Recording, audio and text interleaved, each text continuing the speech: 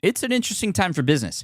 Tariff and trade policies are dynamic, supply chains are squeezed, and cash flow, it's tighter than ever. If your business can't adapt in real time, you are in a little bit of hurt. So how do you get full visibility and adapt in real time? Over 42,000 businesses trust NetSuite by Oracle, your AI-powered business management suite. It brings accounting, financial management, inventory, and HR all under one roof. NetSuite is the #1 cloud ERP for a reason. It's your single source of truth, giving you the data and control you need to move quickly. Real-time forecasting helps you move into the future with confidence, and with AI built in, you can automate the busy work and focus on strategy. NetSuite helps you see what's stuck, what it's costing you, and how to pivot fast. If I were running a business with a lot of moving parts, I'd use NetSuite for full control over everything. Tame the chaos with NetSuite. If your revenues are at least in the 7 figures, download the free ebook, Navigating Global Trade, 3 Insights for Leaders at netsuite.com/SPI. That's netsuite.com/SPI. Congrats, your business is doing great. All your hard work is paying off, but you need help like now, and you have to hire fast. How can you hire amazing candidates quickly? Easy, just use Indeed.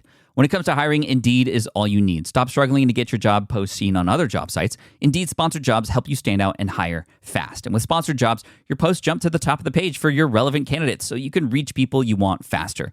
And it makes a huge difference. According to Indeed data, sponsored jobs posted directly on Indeed have 45% more applications than non-sponsored jobs. One of the things I love most about Indeed is that it has one of the largest databases of job seekers, giving employers access to a wide range of candidates. And with job alerts, I get notified when new candidates apply. And with Indeed sponsored jobs, there's no monthly subscriptions, no long-term contracts, and you only pay for results. So how fast? Well, in the minute that I've been talking to you, 23 hires were made on Indeed, according to Indeed data worldwide. There's no need to wait any longer. Speed up your hiring right now with Indeed. And listeners of this show will get a $75 sponsored job credit to get your jobs more visibility at Indeed.com/smartpassive. Just go to Indeed.com/smartpassive right now and support a show by saying you heard about Indeed on this podcast. Indeed.com/smartpassive. Terms and conditions apply. Hiring, Indeed, is all you need. The perfect product launch. It's the goal for every brand marketer. High heat, fast sellout, and fans posting recipes like trophies. What do Sydney Sweeney's soap drop, Taylor Swift's tickets, and your next launch have in common? Well, they're not bought, they're bragged about. Fanfare turns your drop into a moment. Fanfare cues real fans, blocks bots, and builds launch experiences worth screenshotting. Want hype without the heartbreak? Get Fanfare's 5-step hype drop playbook with our proven success formula and make your next launch unforgettable at fanfare.io/playbook. Again, fanfare.io/playbook. This is the Smart Passive Income Podcast with Pat Flynn, session number 224. Here we go. Welcome to the Smart Passive Income Podcast, where it's all about working hard now so you can sit back and reap the benefits later. And now your host. He plays Minecraft with his 6-year-old son, Pat Flynn. Still using a copy-paste website? Break the template trap with Framer. Whether you're overwhelmed by traditional site builders or frustrated with cookie-cutter designs, Framer gives you the freedom to create a site that's professional, polished, and uniquely yours. Framer is the design-first, no-code website builder that lets anyone ship a production-ready site in minutes. It's free to start, allowing you to browse hundreds of pixel-perfect templates or even design something on your own on a totally blank canvas.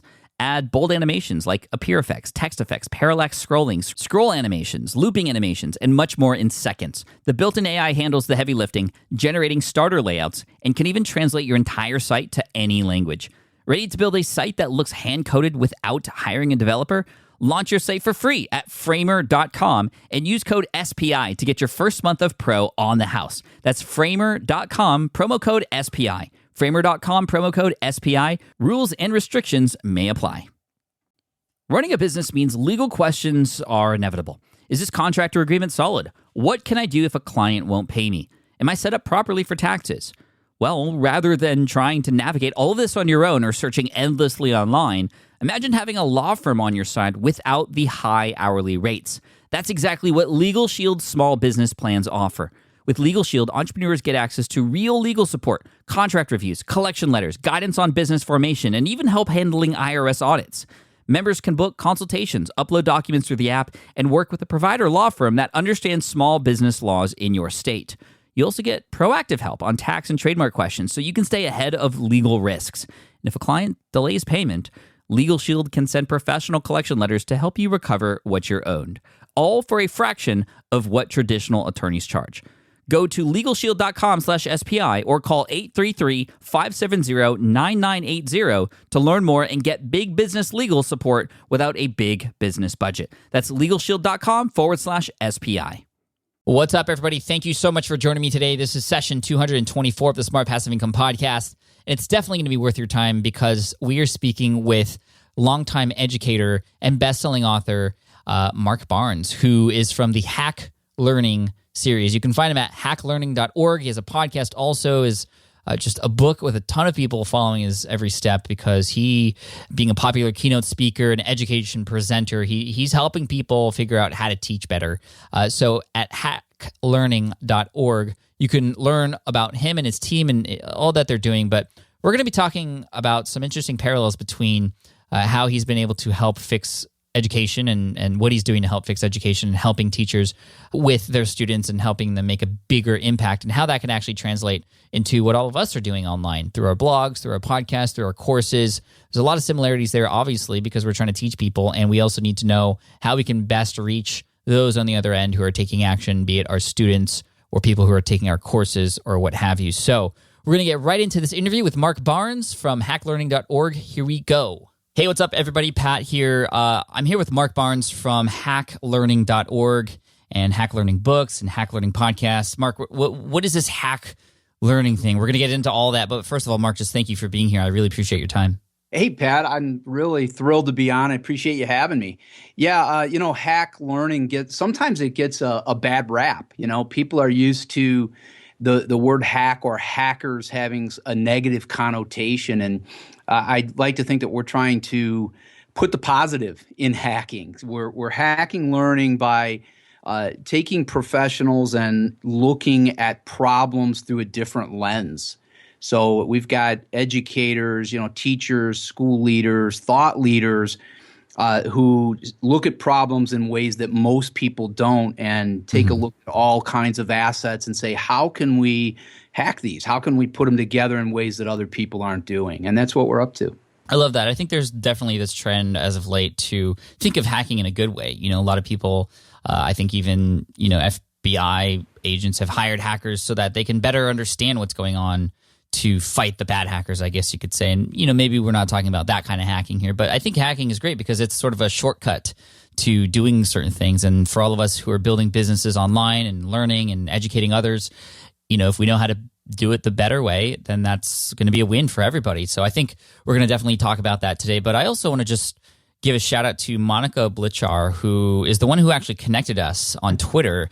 She had randomly tweeted me replied me. She said, at Mark Barnes 19, which is your Twitter handle, have you been on Pat Flynn's podcast? And that's kind of how we started this conversation. I just want to thank you, Monica, and thank everybody else out there who has just referenced or referred people to me. I mean, this is how we find the best guests here on the show. So thank you, Monica. And Mark, thanks again for taking the time to be here today. So before we get into learning and hacking and that kind of thing, just talk about kind of what were you doing before? What is it that you know, and why did you get into what you're doing? Yeah, well, I'm an educator, and I have been most of my life. I was a classroom teacher in both middle school and high school for about 23 years. And, I had this sort of interesting evolution as a teacher. And in the beginning of my career for a long time, probably a decade or more, I was very sort of old school and, my way or the highway guy, sort of militant and lived by the textbook and the workbook and all of that. And, it just struck me. I sort of had an epiphany at the end of a school year when my kids were hating me and failing. And I said, man, there's got to be a better way. And anyways, I just spent a summer, sort of reflecting and researching, grabbing everything I could that would help me see education through a different lens. And I think that's sort of what ultimately got me to where I am now with Hack Learning. I learned that there's different ways to educate kids and people in general. And I sort of rebuilt myself as a teacher, and that ultimately changed everything for me and for my students and led me to write a few books and got me to create my own publishing company where now we sort of take that idea and we've created Hack Learning. It's a better way. I love it. and hacklearning.org is the website, and you have a number of books there, like you said, a podcast as well. What are some of these books about specifically? Well, the primary audience, I would say, is educators or people who are, we call them education stakeholders. So I think a lot of parents read the books too, to discuss better ways with their teachers or principals where their kids go to school. So we have the first book in the series is called Hacking Education, 10 Quick Fixes for Every School. And I'm the co-author of that book. That's the only one in the series that I've actually written. And I wrote that with someone named Jennifer Gonzalez, who is now an education entrepreneur. She's a big fan of yours, Pat. That's awesome. She writes a blog called Cult of Pedagogy. So she's very much in this same lane, sort of what can I do to make teaching and learning better? And she and I had a fascinating talk. We got connected through, the blog world and Twitter and ultimately Voxer, a really cool, communication tool. And we just started talking about how can we fix some of the big problems. First, what are the problems that we were hearing in our networks? And we said, man, there's got to be a way to fix this. And the next thing you know, our conversation and brainstorming turned into 10 problems and 10 quick fixes. And Hacking Education was born. And from there, the whole Hack Learning series. So beyond that, now we've hacked assessment. We're hacking leadership, writing, just all kinds of things. We've got great stuff coming. That's great. What are some of those big problems that you're seeing in education that then you talk about in that book? Well, one thing is we don't tackle the global concerns, the standardization. I mean, we do have a book on the Common Core and standardization, but in that book, we're not covering that. We're not covering, poverty, and we're not solving those kinds of problems. What we're looking at are the everyday problems that educators and school leaders face. So, one of them, for example, is time. Time is a very precious commodity for educators. And they'll all tell you, we don't have enough of it with all of the things that happen in a given day. And then, we started talking about that even in the business world. You think about what people do in the private sector. Time is very precious. We're consumed with meetings, both as educators and in the business world. It's always a meeting. And we said, in today's world, we shouldn't have to meet face-to-face all the time. We could very easily look at the assets that we have, the incredible technology, cloud-based platforms, and we could place information in those places, and then we could use back channels like Twitter and Voxer to carry on the conversation about whatever the agenda is. And we don't always have to meet face-to-face. So that's one. In fact, that's hack one in the book. We call it Meet Me in the Cloud. And we talk about how we can really eliminate almost all face-to-face meetings with the amazing tools that we have in the digital world today. I love that. And for everybody out there listening, I want you to think about how often you meet with other people in person, whether you have a 9-to-5 or you're an entrepreneur and you have a team. Even meeting in person on Skype, that still does take time and away from other things that you could be doing. I know personally that I remember when I was in the 9-to-5 job working as an architect, it just seemed like there were meetings every day and they were just a complete waste of time. And, I know that if we had a little bit more technology like we do today, we might have been able to solve a lot of those problems. But I think a lot of us just have to be conscious about that first. That's the first step. And so you had mentioned a tool called Voxer, which I actually got familiar with when I came on board as an advisor for Lead Pages. Clay Collins, the CEO there, he told me to get on Voxer because that's how we would communicate. And I didn't understand because I never had heard of that before. But now, after using it for over a couple of years now, or over a year actually, it's been amazing because we can leave these great voicemails and it's on our own time. It's sort of like texting, but with your voice, but it's very organized. And we also use Slack. I don't know if you've heard of Slack, Mark, but Slack has just been an amazing tool to cut out those one-to-one in-person meetings, group meetings, but also email. Email is also a big time suck for people too. So I love that you're mentioning tools already. People who are listening to this show love those tools. I think if you have a team and you want to talk voice to voice, Voxer, Voxer, is a great one to use. What are some of the other problems besides the sort of meeting times, which is definitely a big one? I think that does save people a lot of time. What are some other things that you found to be a problem? How do we solve them? Yeah, well, in Hacking Education, we wanted to really take problems that face teachers, classroom teachers, where they walk in every day going, "Oh man, how am I going to handle this today?" And they keep cropping up. Things that we look at as simple, like classroom management. That's one that comes up all the time. There's so many issues with classroom management. So we said, well, there's got to be a really easy way to build rapport with kids. So we looked at various ways, and not all technology. We're talking about technology, and I think it's great to do. I think we have to look at the digital tools that make us better. But the one thing about hack learning isn't always about the digital tools. We want to also say, well, if someone doesn't have immediate access to, the internet or social media or something like Twitter or Voxer, let's give them another way.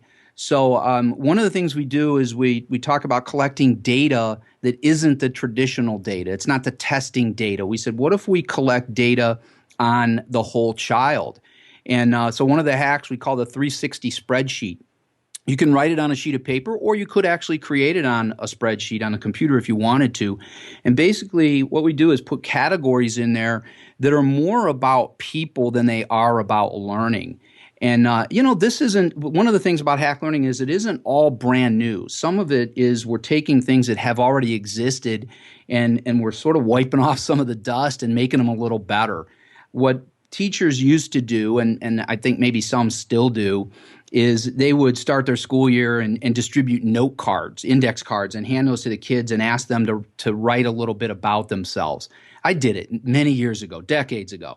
And then invariably what happens is you take those cards and you stuff them aside and you really never see them anymore, and you're too busy with everything else to use them. What the 360 spreadsheet does is it's a quick reference. You do collect that information from the kids, and you could do it on an index card or notebook or on a cloud-based system. And then all you do is you set it up like a chart, and you put the kids' names down, and you have your categories like recreation. What do you do for recreation? What are your hobbies? How many siblings do you have? What's unique that most people don't know about you? And what happens is you have this sheet in front of you with a group of kids, and you've learned a ton about them. And that really helps with rapport. We tend in education to go about classroom management the wrong way. The old carrot and stick. We set up the rules and say, if you do this wrong, you're going to get this punishment. Well, what we've learned by talking to great educators all over the world is that the best way to manage your classroom is to get to know kids. And once you build rapport with them, they tend to be a whole lot less of a problem because they like you and they like the way you run your classroom. They like the fact that they see you as more as someone who just dispenses information, maybe as a mentor and a friend. And again, I think this is one of those things that you can carry into the private sector. And this is what I personally love about hack learning is even though our primary audience is educators, I think so many of the hacks are really good for the private sector too, because when you think of small business, wouldn't it be great if you got to know everyone who worked for you in that personal way? Because you think of the rapport you can build and the close relationships you can build. And when you can do that, you've got people who will run into the wall for you. Yeah, no, I completely agree. I and my team, we do a good job of keeping each other informed on things outside of business, on what we're up to, who's getting married, where we're going on vacation, what we've been up to, and we just kind of have that kind of culture. And that definitely makes the entire company grow and just be in a better mood most of the time. So I definitely agree. And that's why I wanted you here, Mark, because a lot of these things that relate specifically to education in the way that you're teaching and for your primary audience can definitely relate to what we're doing too. In terms of people out there who are listening who have courses, for example, who have their own students who may not be in a classroom setting, that many of them are virtual. I think one of the big problems that we face as educators online is just people don't always take the action that they need to take. They have the content there in front of them. They sign up for these courses, many spending hundreds, if not thousands of dollars, yet not being completely motivated to go through the coursework for whatever reason. What are some things that you've learned through your years of teaching, through hack learning, that we can use to make or help our students, the people taking our courses, actually do the work that they need to do? Yeah, that's a great question. And I think that, I do some teaching online as well. So I've encountered exactly what you just said, Pat, that idea that, people maybe access information. and then they don't come back to it. I teach some courses online that run for 9 weeks, and someone will sign up 3 weeks before the course starts, and then you're in the 9th week, and I've never heard from them. And a lot of times it's scrambling. It's like, okay, what do I do now? And then in the classroom, it's the same thing. You give kids a project or something, and they say, okay, I'm going to do that later. They push it off. They forget about it. What I have found that really works best is to find multiple ways to engage. So in the online world, we've been talking about it already, the idea of the back channel. And a lot of people don't truly grasp the concept of the back channel, but there are so many of them now. And, we're sitting here and we're rattling off Twitter, Vox, or Slack. There's so many ways to communicate. What I have really tried to do is first of all, maybe I don't focus on every single one, but I do try to be active on most of the popular social networks. And I want to give students an option to connect with me in a variety of ways. So, some people just like email, and that's right. It's old school, even though it's in the digital world, it's still kind of old school. But I say, that's fine. You can reach out to me through email.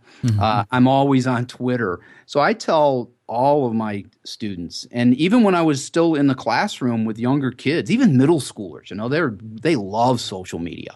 And when you would give them an opportunity to connect with you in a space that they're very comfortable with, then you can constantly stay connected, and you can remind them, well, we've got this coming up, or we're working on this. Or if they're struggling, hey, I'm on this project and I don't get this or that, they can't see you face to face, but they can reach out to you and know that they can contact you through one of those back channels. I ran a website for my classes. And now in the online world for older people, teachers are really my students now, I do the same thing.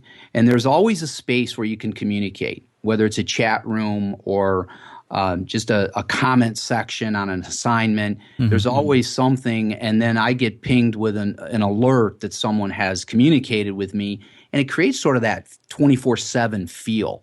And I think that connection is really what keeps learners engaged. That's cool. I like that. Or do you have anything in place to get notified or keep track of those who aren't taking action? Because sometimes they slip through our fingers, or we just don't even notice. And those are the people who need the help the most. Yeah, that's a great point too. And I think it's sort of a two-pronged approach. I have a system in place where on the course site that I use, and I use a platform called Kajabi, for example, for one. And there's so many out there, and I'm not promoting any one over another. I'm just saying that this is one that I use. And what's great about it is it has a system set up on the back end where you can go in and it will show you automatically in a column next to all of your registered people when they have last interacted with content. So, what you're saying is true. We tend to really focus on those who are engaged and who are connected. And I think the two systems work together. If I'm constantly getting pinged on a back channel by, someone who's taking a course of mine, I know who's engaged right away. I'm thinking, I know this person because they're always hitting me on Twitter or Voxer or somewhere. And then you sort of think, well, what about these other people that I'm not hearing from? And that's when I think you need a tool where you can go in on the backside and see, okay, when did they last engage? And then with my online system, I can then right from that system, when I see that they haven't been in the content in maybe a week or 5 days or whatever, I can right from there shoot them a message that they will get alerted in their email, and it'll say, hey, Mark Barnes has communicated with you. And that's really important to do. And a lot of times, you find that people have really legitimate reasons. They're not just blowing off the work. Even kids, I used to say that a lot. You'd hear from colleagues who'd say, well, this kid never does anything. And I said, have you connected with that kid to find out why he's not doing it? And I think it's true for adults too. I hear some people that, like I said earlier, they get into a course early and they kind of forget about it because we've got busy lives. And they go, oh, yeah, that's right. Boy, I'm really glad you reached out to me. And that goes back to that whole relationship building too, which is so important. Right. It's absolutely huge. And when people see that you're actually taking the time to consider where they're at and maybe help them out, I mean, speak so highly of why you're doing what you're doing, and they're going to be more of a fan. They're maybe going to hopefully take action, but if not, they're going to share you with others because they trust you. They know that you're in it for the right reasons. Yeah, that's a big one. I think, again, relationships, you just almost can't say the word enough. It's great and I've had people who, maybe signed up for a course and didn't take it. And then months later, someone came back to me and they said, hey, so-and-so recommended you. And I thought, well, they didn't take my course. But, we connected like you were just talking about. We communicated and they said, yeah, he's really good at communicating. And that's the whole digital world and the back channel thing that's so huge is I get people all the time saying, boy, he gets back to me so quickly. And I think the technology allows that even if you're really busy. Right. Or you can have certain team members in place to be able to have that quicker response time, which is always going to be positive. One thing I remember when I was growing up and going to school, some of my favorite teachers or classes were ones where there was a lot of interaction between myself and the other students. And I think in the online space, it's quite similar. We seem to enjoy not just the content that we get, but the communities we're involved with too. How do you balance that community aspect of learning with the idea of just managing such a thing? Because I think that's the big thing. Like everybody wants a community in their course, but it's a very difficult thing to manage. I've tried to do one before and it fell flat. And if you have one of these forums available, if it's active, that's great. It's gonna elevate everything that you do, and people are gonna enjoy it more. If you have a recurring payment, for example, to stay in there, people are going to pay because they want to be a part of that community. But it's also very difficult to manage. So do you have any advice or tips or solutions for, or at least something to think about for, the community building aspect of learning?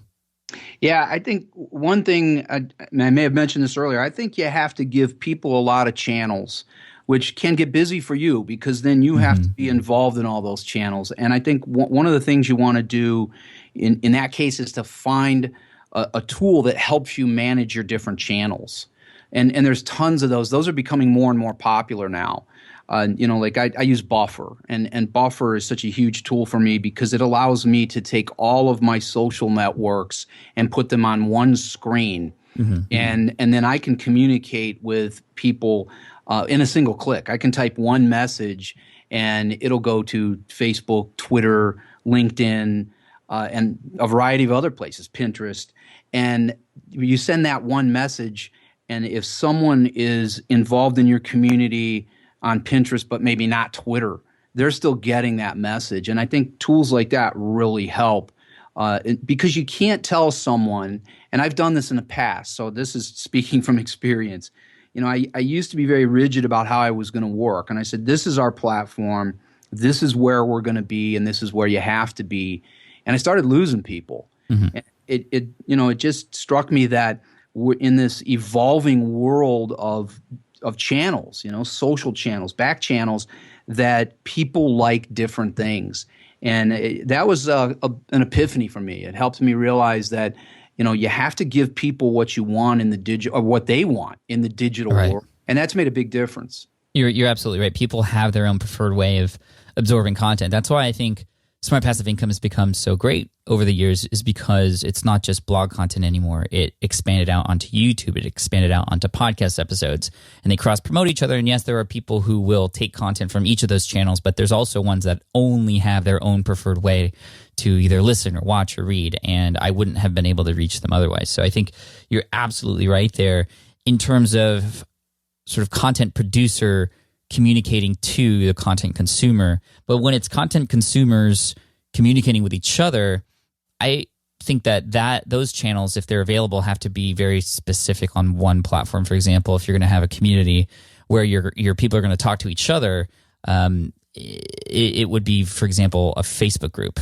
That's the one that sort of people today are using to add value to their own courses, is, hey, we're going to have this Facebook community. And I think it's Facebook currently just because that's where everybody is. Communication is easy. But then, my buddy Chris Ducker, who runs youpreneur.com, he has a great forum and a great community there. And he's chosen to have primarily, at least at this point in time, a lot of his communication there. But I also know it's very difficult. And so I guess what I'm trying to say here is it's kind of going to take a little bit of experimentation depending on who your audience is. Am I right?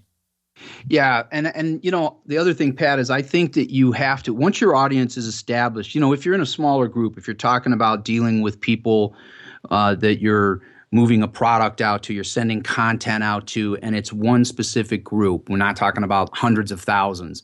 I think it's important to, when you're deciding on that one single place where the group is going to meet, to come to an agreement as much as possible. And for smaller groups, if you're doing a mastermind group, if you have, 50 or 100 people in there, I think it's a lot easier to communicate with them. And in the beginning to say, okay, mate, we're going to meet in this one place, or I'm going to put out a Google form or something, and we're going to decide what's the best way for us to communicate and to collaborate. Mm-hmm. Because again, and I think you're right about Facebook, most people are there. So you can say, we're going to start this Facebook group. But I've had groups like that. I have a very large Facebook group. It's called Teachers Throwing Out Grades, and we talk all about assessment. And that was one of my first big ventures in the social media world as an educator. And there's over 6,000 members in this group globally. And they're just people who want to talk about assessment, And at first that group was really small, and I said, is this the place you want to be? And that seemed to be what everyone wanted. They said, yeah, this is where I want to be. I like Facebook. But now I've started other groups, and they said, let's move this over to Voxer. And you can do that up to about 100 people, I think, on Voxer with some success. Oh, I didn't realize that. But once it gets bigger than that, I'm in a group that has about 160 people, and it can get really noisy. So, but and especially for smaller groups, it's great because we talked about Voxer earlier. You've got that voice aspect where you can hear people's passion, and you can you can think about what you want to say. You can say it, and then they can listen later, and then they can think about their response. So I think that's a really cool platform too. But the key is, what do people want to do? Where do they want to go? Mm-hmm. And then also the last thing I want to mention about communities, forums, is setting the expectation for what your involvement is. I've made this mistake before where I've set up a forum or a community, and I think people expected me to be there and answer every single question when I had different expectations. And so those expectations they had weren't met, and there were disagreements. People felt let down. You definitely don't want that to happen. I think if you're very honest with people and you say, hey, I'm going to be in here so-and-so during the week, maybe an hour a day, or maybe just a couple hours a week, then people are going to be okay with that if you're not there the rest of the time. But it's when those expectations are not met where things can kind of go bad for your community. You definitely don't want that to happen. So I just wanted to share that through my own experience to make sure you set those expectations. Here's a kind of a loaded question for you, Mark. Somebody who's putting a course together or some sort of teaching on maybe a blog post series or a series of YouTube videos, what's the perfect way to teach? What do people respond best to? Boy, you said loaded question. You weren't kidding. Yeah. Right? Well, at least I set you up for it. I didn't just come out of nowhere. Well, a little bit. Yeah. I'll tell you, that's a really tough one. The best way to teach is that. Yep. Did I put it in a nutshell there? Sure. The best way to teach. How do you get students to learn the content that you have in your brain best? Well, I'll tell you the way that I found over a lot of years that worked best for me, and I know some educators, if educators listen to this, they might immediately push back and go, no, that's not right. But for me, and it took me a long time to realize this, what worked best was really getting out of kids' way. And, I think that's really hard in a traditional school. If you're talking about the K-12 world, that's really, really hard to do. If you're talking even about college, it's really hard to do because, what do professors do? They typically stand in front of a group and lecture.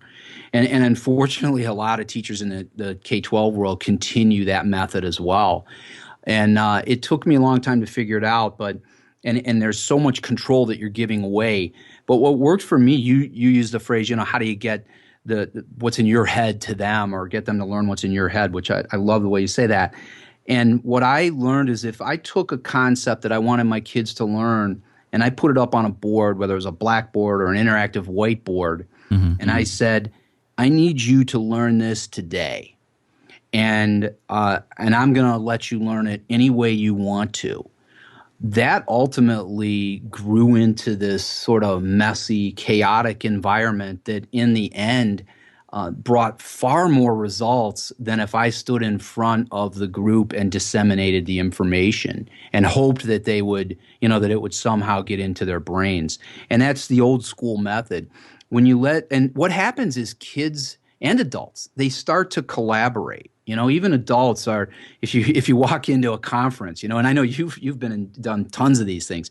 If you go in front of a large group in a conference and you ask the audience to do something, their first reaction is sort of that pause, just like kids. They'll look at each other and go, okay, what do we do? But I don't know all these people. But once you get people comfortable and say it's okay to make mistakes, they'll start interacting and they'll pull from each other. And that's really an amazing thing. So what happens is you got to move out of the way. You have to be more of a guide, more of a coach than a teacher or an instructor. To me, that's the best way to teach, is to just dangle a concept or a skill in front of your audience and say, here are some ways you can find it. Now go find it, and help each other and ask questions. And that really turns into something beautiful. I know from my own experience. Great answer, Mark. Thank you for that. Sorry to put you on the spot there. But in my experience, in terms of how I've been educated best, it's always been you guide me, you point me in the right direction, but then let me go. And I think I'm trying to adopt that as a parent as well. My son is in STEM school. That's how they teach. And I've seen massive results with him and how he's been able to teach himself things, which is amazing. So I'm very blessed for that. But I think you're right. And asking questions, paying attention, and listening is going to help you best. I think a lot of us who create online courses, we go through the motions of wanting to help, and we put out the content that is going to help.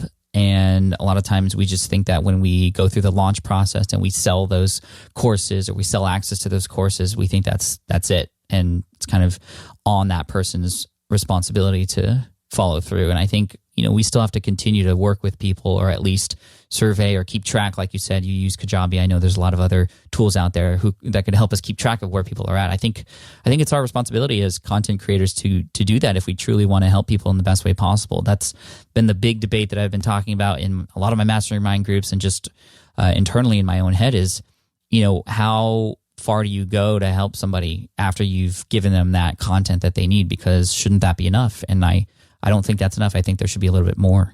I don't know if you have any response to that, but I'm just kind of thinking out loud, Mark. Well, no, I do. I think that, you're talking about iteration too. And this goes back to a little bit to my K-12 world. And then, one of our most popular books in the Hack Learning series is called Hacking Assessment. And it's all about throwing out traditional grades. And people say, well, how does that work? And one of the most important words in there is iteration. You say, well, people are going to make mistakes. We have to give them a chance to make mistakes. And then we have to help them. And that whole path to the mistake and sort of jumping that hurdle and making another mistake and jumping that hurdle, that's what leads to mastery. And I think when you're talking about the online course, and like you just said it, the old thinking is, I'll put the information there, they can come get it, and that should be enough. It really isn't, because no matter what level the learner is, whether it's a kid or a high school kid or a college kid or an adult that we're sending our courses out to, they're going to make mistakes and they're going to struggle, and the interaction has to be there. And that sort of comes back to your whole thing about, how do you manage your time and all that. Mm-hmm. But and that's all sort of the fascinating part about it, is we have to look at all of the facets of it and the layers of this onion and say what's involved to make it the best that it can be. And I think iteration and collaboration are key.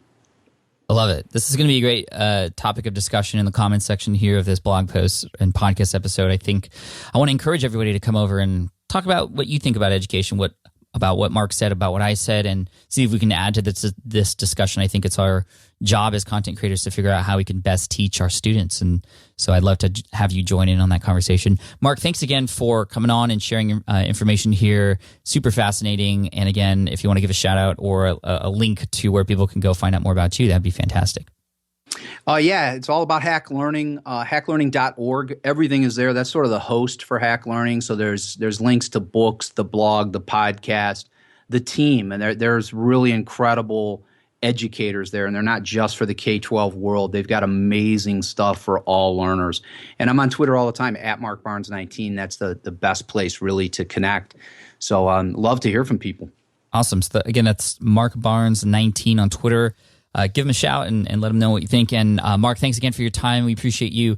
And I feel like I could talk to you forever about education because that's something I'm very, very big on right now with my son being 6 and in STEM school. I want to make some changes in this world in education too. That's sort of my 5-10 year goal. So hopefully we'll be talking again soon. Sounds great. I'd love to. And I've really enjoyed it. Thanks for having me. All right. Thanks, Mark. All right, I hope you enjoyed that interview with Mark Barnes. Again, you can find him at hacklearning.org. His Twitter handle is markbarnes19. And just fantastic conversation. Mark, thank you for coming on and sharing everything with us today. As always, you can get the show notes on the blog at smartpassiveincome.com/session224. Again, that's smartpassiveincome.com/session224. I hope you've been enjoying the free podcast content here. I'm really excited because it's one of my favorite things to do, and I know a lot of you have already taken action from the content that you've listened to on the podcast. And if that's you, congratulations. Just keep going, please. It's one of my favorite things to see.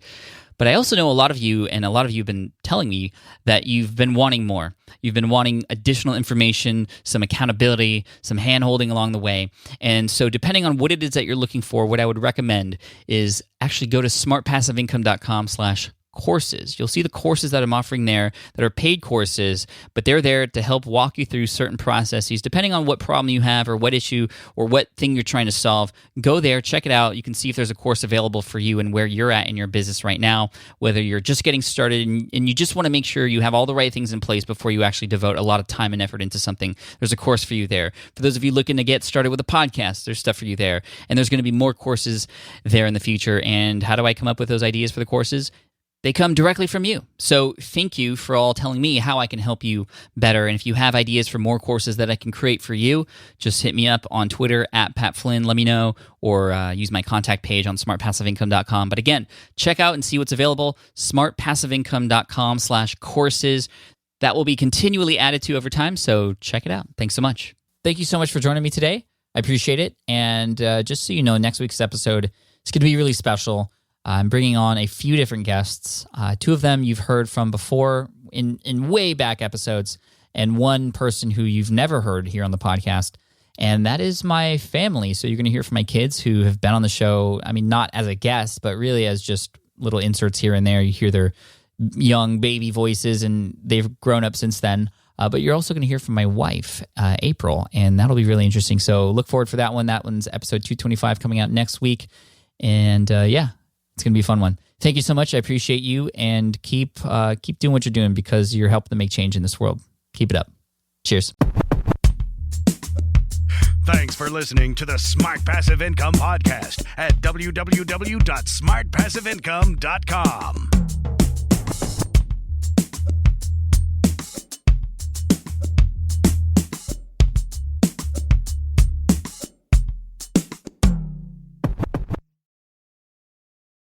More people dream about building their own business and being their own boss rather than retiring early.